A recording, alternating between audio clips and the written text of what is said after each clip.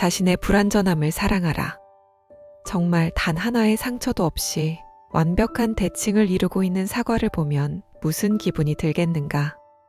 마치 그림으로 그린 듯이 빨간 사과를 보면서 아름답다는 생각에 빤히 바라보게 될 것이다. 하지만 이상하게 손을 뻗어 만지려고 하면 머뭇거리게 될 것이다. 완벽한 존재는 흠잡을 곳이 없지만 그 흠 없음을 바라보는 순간 오히려 거리감을 느낀다. 흠이 없기에 감탄할 수는 있어도 다가갈 수는 없다. 매끈하고 빈틈없는 존재는 친근하지 않다. 불완전함은 인간다움의 증거다.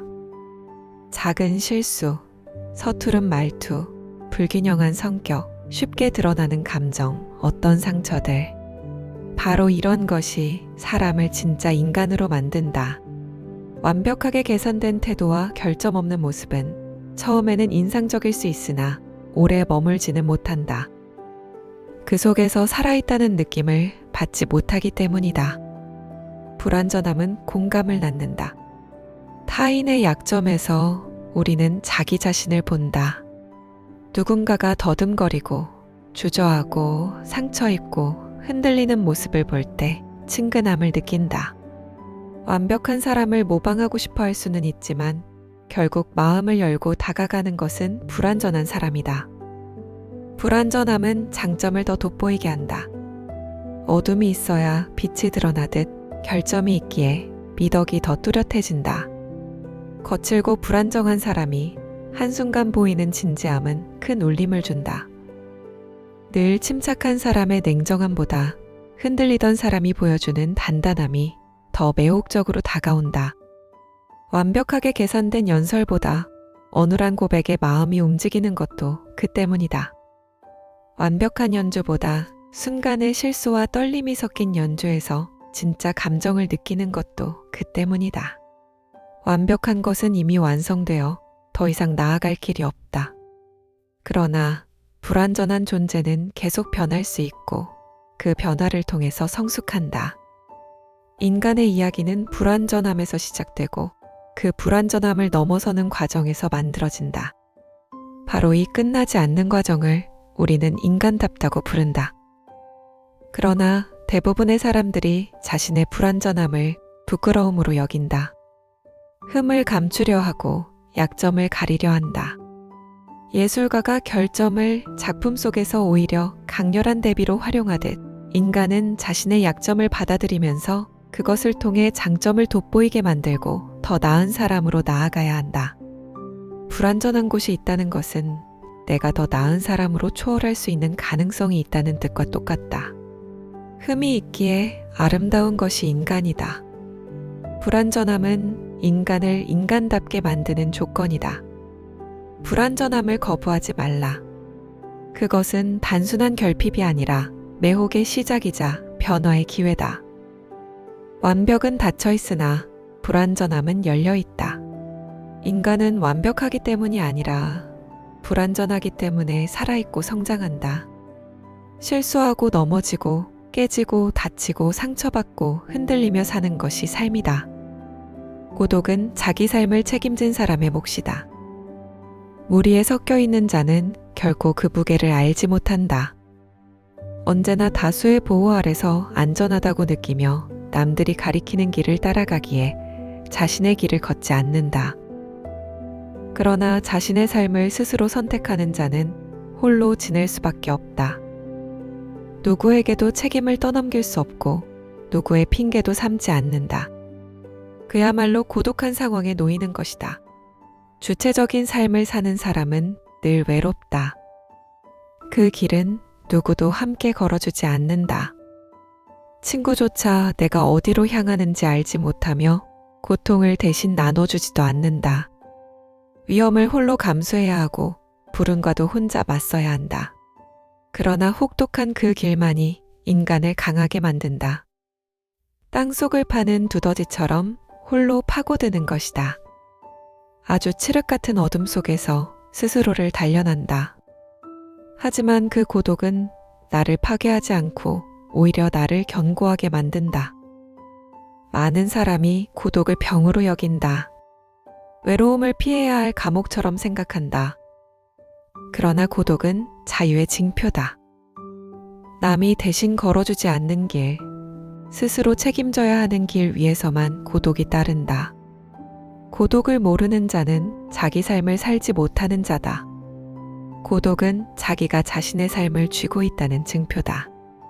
인간은 고독을 두려워하고 외로움 없는 삶을 갈망하지만 외로움이 없다면 길도 없다. 편안함 속에 머무는 자는 앞으로 나아가는 것이 아니라 멈춰 서 있는 것이다. 자신의 삶을 책임지는 자는 반드시 고독을 통과해야 한다. 이 고독은 단순한 결핍이나 고통이 아니다. 그것은 언젠가 나의 시대가 다가올 거라는 전조 증상이다. 무리 속에서는 내 모습이 흐려지고 타인의 눈빛에 왜곡된 형상만이 보인다. 그러나 고독 속에서는 나 자신과 마주한다. 숨길 수도 없고 꾸밀 수도 없으며 변명할 수도 없다. 오직 날 것에 나와 정면으로 부딪힌다. 고독은 인간을 약하게 만들기도 하지만 동시에 가장 강하게 만들기도 한다. 나약한 자는 무너지지만 강해질 준비가 된 자는 단련되기 때문이다. 주체적인 삶을 선택한 사람은 반드시 고독할 것이다. 고독을 사랑하는 사람만이 비로소 자기 자신이 된다. 너무 완벽하려고 하면 아무것도 시작하지 못한다.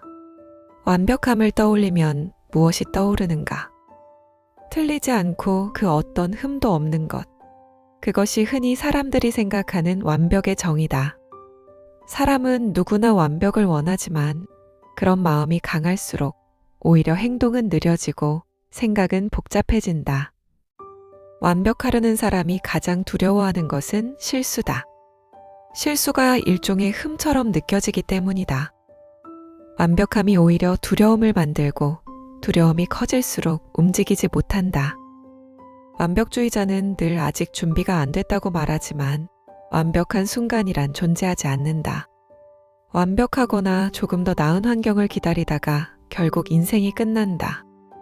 틀려보지 않고는 배울 수도 나아갈 수도 없는 것이 인생이다. 실수하지 않으려는 마음이 만드는 가장 큰 실수는 아무것도 하지 않는 것이다. 완벽은 성취의 적이다. 완벽을 추구하는 순간 인간은 현실을 통제 가능한 것으로 착각하기 때문이다. 모든 걸 계획하고 위험을 제거하고 흠 없는 결과만 남기려 한다. 하지만 인생의 모든 의미 있는 일은 언제나 조금 불안한 상태에서 시작된다. 새로운 일, 도전, 극복, 그 모든 것은 늘 준비가 덜 된 상태에서 찾아온다. 완벽주의자는 늘 타이밍을 놓친다. 언제나 생각이 행동보다 빠르고 두려움이 용기보다 먼저 반응하기 때문이다. 우리가 감탄하는 모든 일의 시작에는 서투름과 모호함이 있다. 완벽을 바라는 대신 시도를 한 사람들이 세상을 조금씩 움직였다. 비록 틀렸을 수는 있겠으나 멈추지는 않았다. 틀리고 깨지고 실수한 경험은 인생의 종말이 아니라 그저 연습일 뿐이다. 삶은 늘 변화하고 완벽은 그 변화에 뒤처지는 행위다. 완벽함을 기다리지 말고 지금 있는 그대로 시작하라. 지금의 부족함이 훗날의 배움이 된다. 움직이면 배우고 틀리면 성장하지만 멈추면 도태된다. 완벽을 기다리다가는 인생을 놓친다.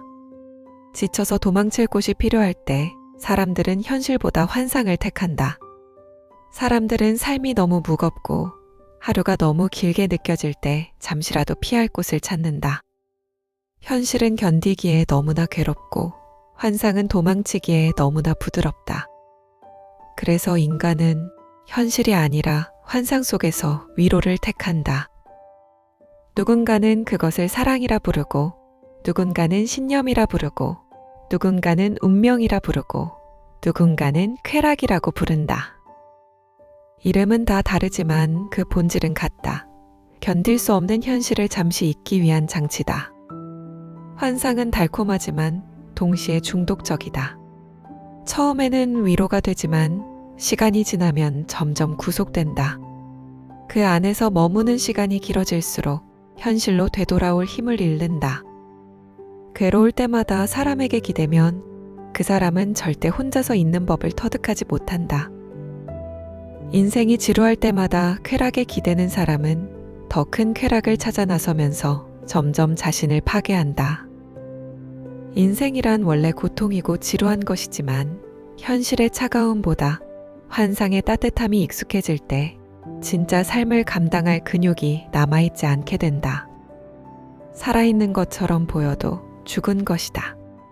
환상은 단지 현실을 미루는 시간일 뿐이다.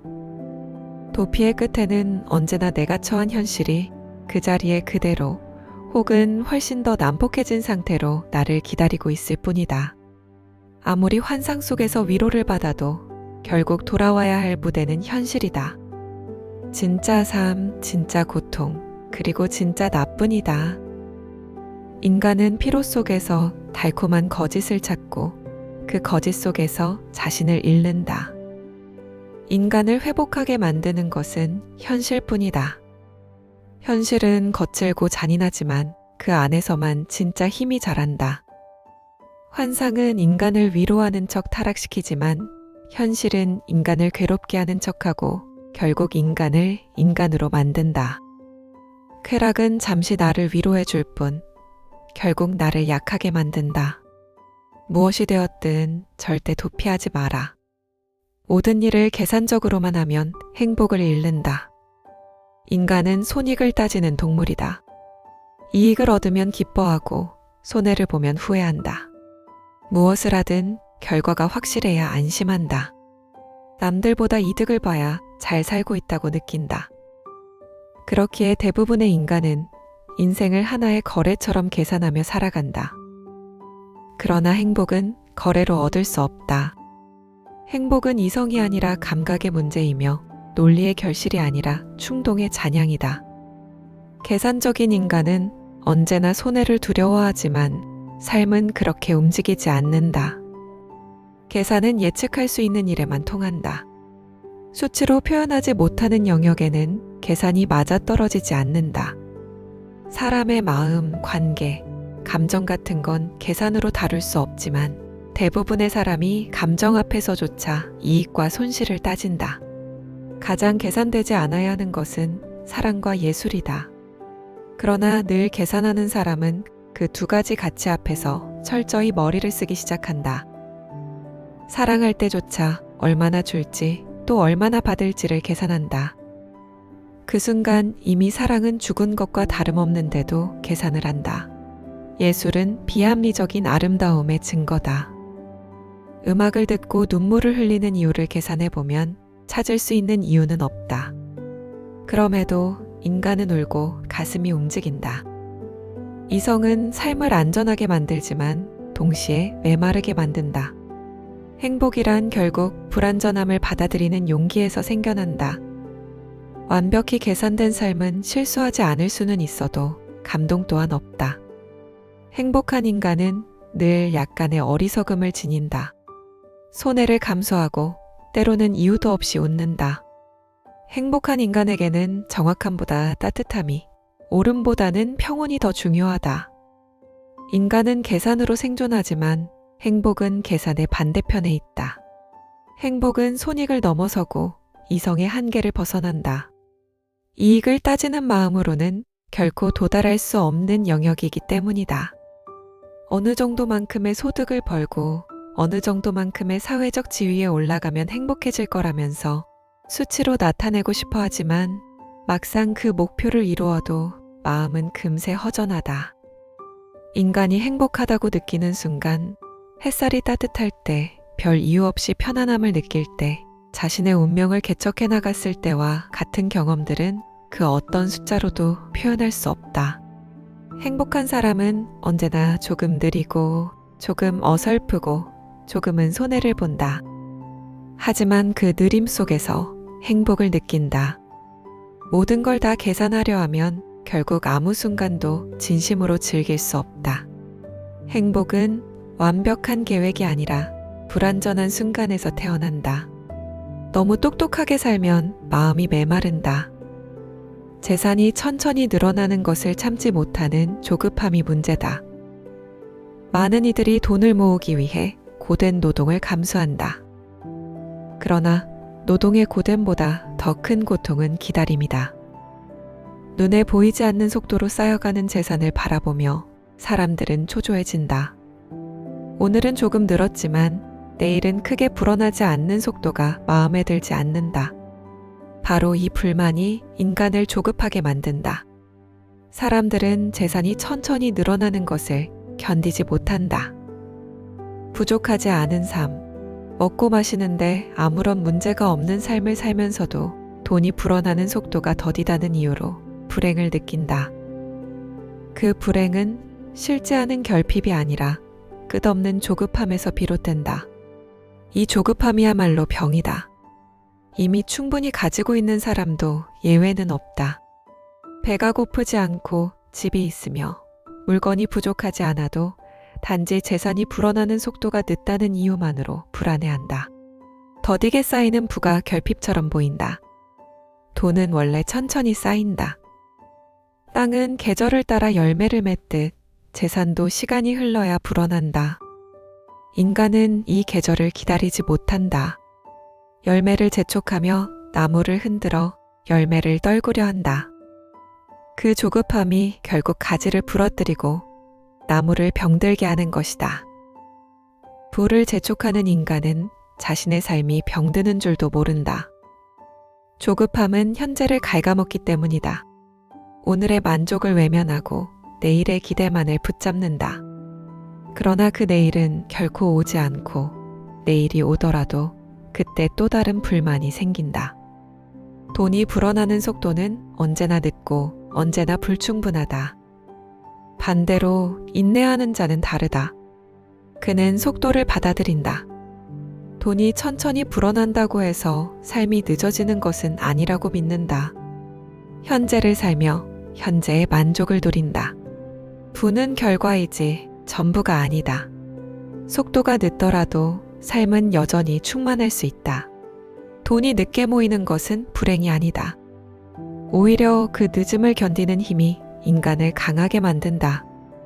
부가 늦게 쌓이는 것은 자연의 법칙일 뿐이다.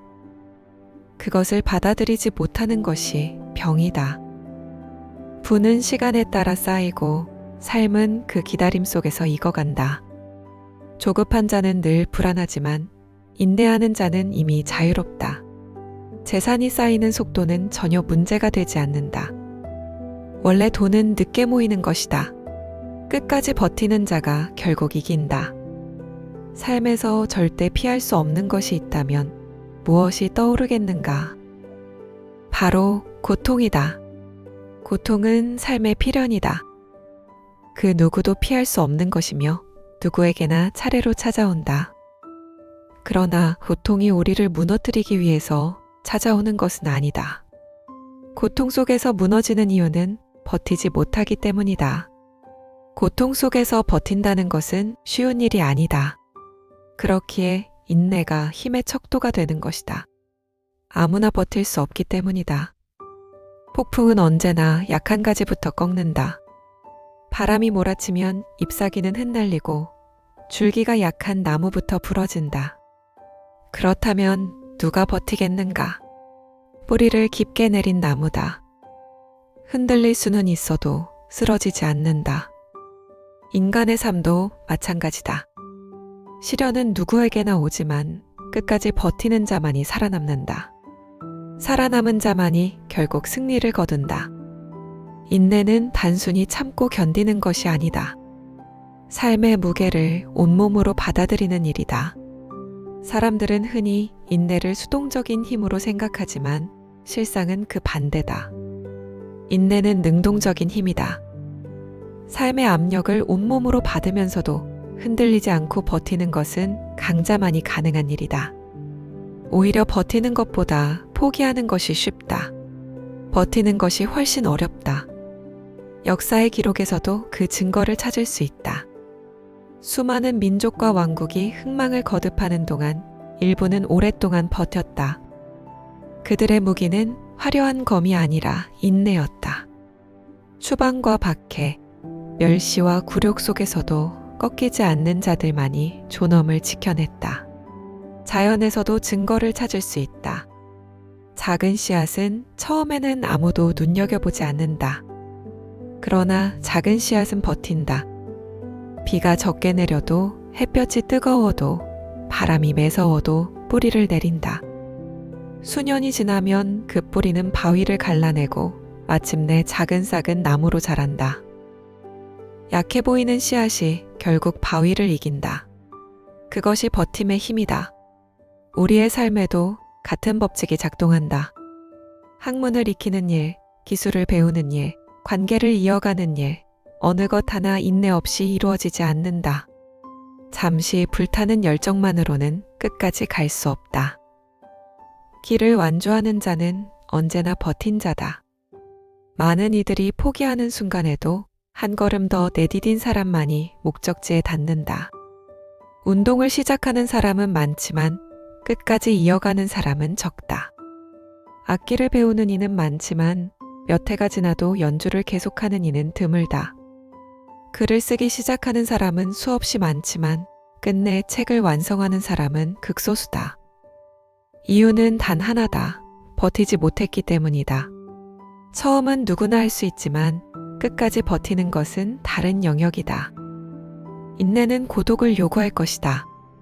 때로는 타인의 조롱, 주변의 무관심, 가까운 이들의 불신조차 감당해야 할 것이다. 승리는 재능의 것이 아니다. 재능은 빠르게 빛날 수 있으나 오래 타오르지 못한다. 승리는 인내의 것이다. 고통을 견디고 시간을 견디고 불안을 견디는 자만이 결실을 본다. 인내 없는 결실은 없다. 버티는 자는 쓰러지지 않는다. 버티는 자는 끝내 도착한다. 버티는 자는 결국 이긴다. 인내는 삶의 가장 큰 무기다. 실수하고 깨지는 삶을 두려워하지 말라던 니체의 메시지는 지금으로부터 140여 년 전인 1883년에 쓰인 글입니다. 아득한 과거를 살았던 한 철학가의 고민과 성찰이 세기를 건너뛰어 오늘날 우리의 마음을 이토록 강하게 뒤흔든다는 것. 책을 통해 몇백 년 전의 지성과 긴밀하게 소통하는 이 놀라운 경험은 우리가 왜 고전을 읽어야 하는지, 인문학이 왜 그토록 신비롭고 소중한 가치를 지니는지를 완벽하게 증명해 줍니다. 인생의 모든 문제에는 반드시 답이 있고 그 답은 언제나 책 속에 있습니다. 책답사였습니다.